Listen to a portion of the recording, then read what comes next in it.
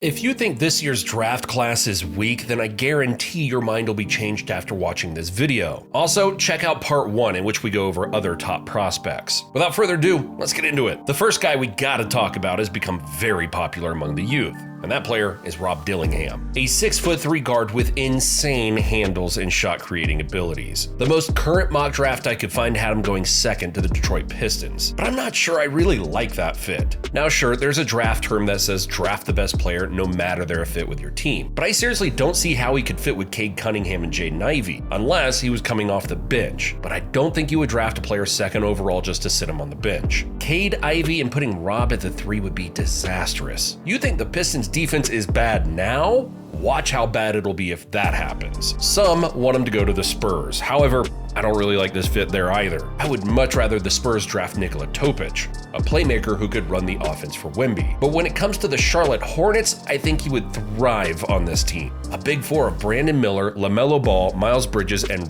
Dillingham would be interesting. While defensively, the Hornets will still be terrible, I think it would benefit them long term. Then, of course, LaMelo has to stay on the damn court long enough for great things to happen. He just needs to go to a team that truly sees and values him as one of, if not their #1 scoring option. That's why the Portland Trailblazers could be a wonderful fit as well. They're being projected to get the 5th pick as of right now, but I doubt Rob will fall that far. But if he does, I think an Anthony Simons and Rob backcourt will be an improvement over Scoot and Simons. However, just having those 3 as a whole could be great in the near future if Scoot can get better as a shooter and defensive player. When thinking of comparisons for this kid, they're all over the place. I think of Tyrese Maxey, Lou Williams, and Bleacher Report compared him to Darius Garland. It's just tough. And saying that isn't a bad thing. It just shows how versatile and potentially elite of a scorer he could be at the next level. But let me say this, if those playmaking flashes can become more than just flashes, he could become a legit floor general. And then I would be way more comfortable with the Spurs taking him. I just don't want the Spurs to draft him expecting him to be the answer to the Spurs facilitating troubles when that's not even his play style. But also, again, I totally understand the whole take the best player available concept, because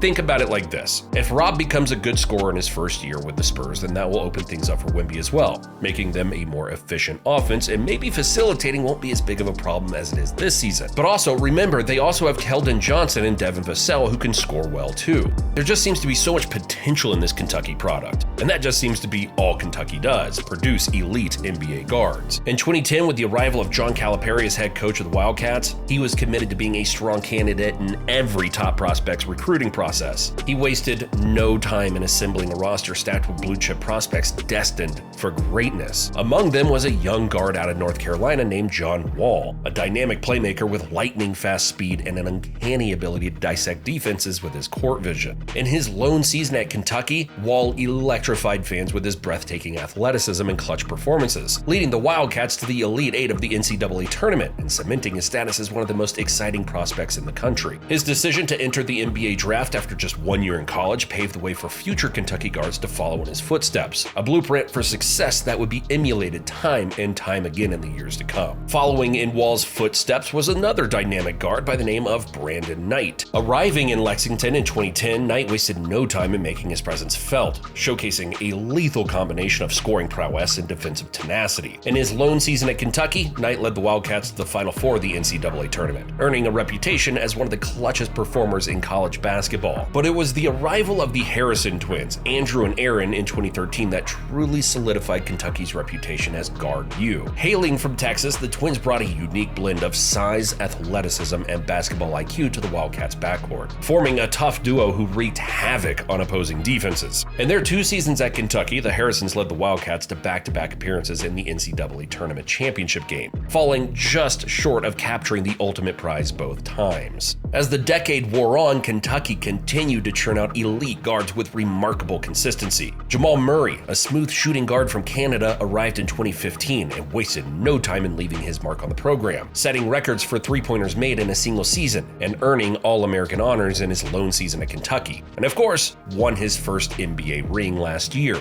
In 2017, it was De'Aaron Fox's time to shine. Blessed with blinding speed and a relentless attacking mindset, Fox emerged as the engine that drove the Wildcats offense, leading them to the Elite Eight of the NCAA tournament and solidifying his status as one of the top point guards in the country. And then there was Shai Gilgeous-Alexander, a wiry guard from Canada who burst onto the scene in 2018 with his unique blend of length, versatility, and playmaking ability. In his lone season at Kentucky, SGA emerged as a star, leading the Wildcats to the Sweet 16 of the NCAA tournament and earning SEC Player of the Year honors along the way. And now in the NBA, he's kind of a decent player. He's only averaging over 30 freaking points per game. My goodness, Kentucky really is guard you. Maybe San Antonio should pick up Rob. What do you guys think? Now, this next player we're going to talk about is going to be special. So I want to be on the record right now saying that this Dalton Knecht kid will be a star in the NBA one day. If not a star, just a really good player. I don't care what anyone has to say. He can absolutely ball. His game is made for the pros. At 6'6", he has an insane ability to knock down contested threes on the catch or on the move.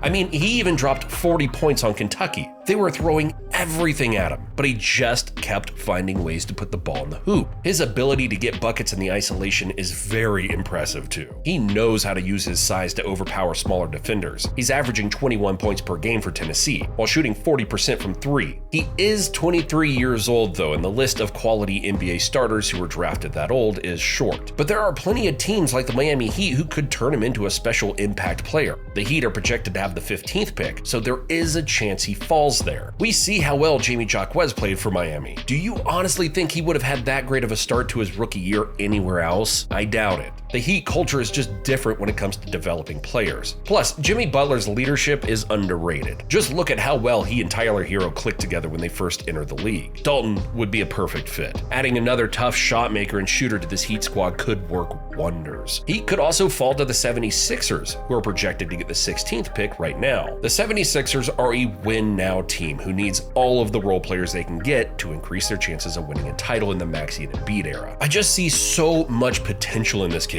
From watching him play, he just plays with a professional fire. He's ultra competitive and doesn't back down from anyone. And he doesn't run away from the ball in big moments. That mindset along with this skill is something that will translate. And in the right situation, he's gonna thrive. His comparison, I think, would be a less skilled Devin Booker or even a prime Klay Thompson without the defense. You guys let me know what comparisons you have for him. The third guy is Reid Shepherd. It's tough to decide what type of player he'll be at the next level, but he's shooting a scorching hot 52% from three and 53% from the field. Yeah, you heard that correctly. 52% from three. Calling him a sniper is absolutely an understatement. And that's not all. He's also one of the best defensive players in college basketball. He is the definition of a 3-and-D. Plus, he's just 19 years old. I know I talked about Dalton's potential, but Shepherd's potential is through the roof. That's why some mock drafts have him being selected in the top 3. One of my favorite comparisons for him is Deontay Divingcenzo,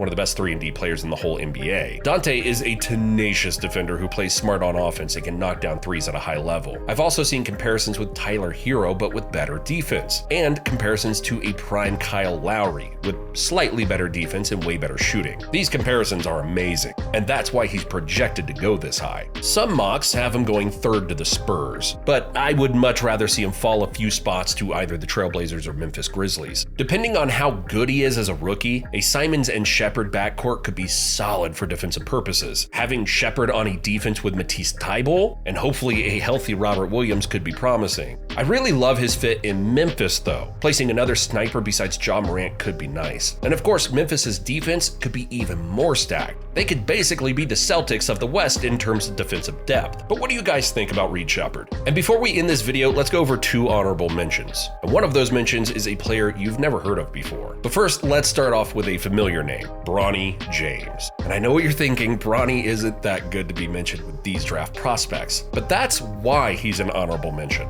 While I think he would benefit from returning to USC, there is still a good chance he enters the draft. And if he does, he may shock some people. His offensive playstyle is unknown, but defensively, he is NBA ready. So who knows, if he's able to up his playmaking and aggressiveness, he could become a solid backup point guard in the league. Let me know your thoughts on Bronny. And for the next prospect, his name is Riley Minix, a 6'7" wing from Morehead State who's averaging 20 points, 9 rebounds, and 3 assists per game in his first year of Division I basketball. The kid is tough, and he's a solid passing forward as well. I think he's a game or season away from rising on many draft boards. So whenever he comes to the league and balls out, just remember where you heard his name first. But that's it for today's video. Let me know your thoughts on these draft prospects and their potential landing spots in the comments below. Thanks for watching, and I'll see you in the next one.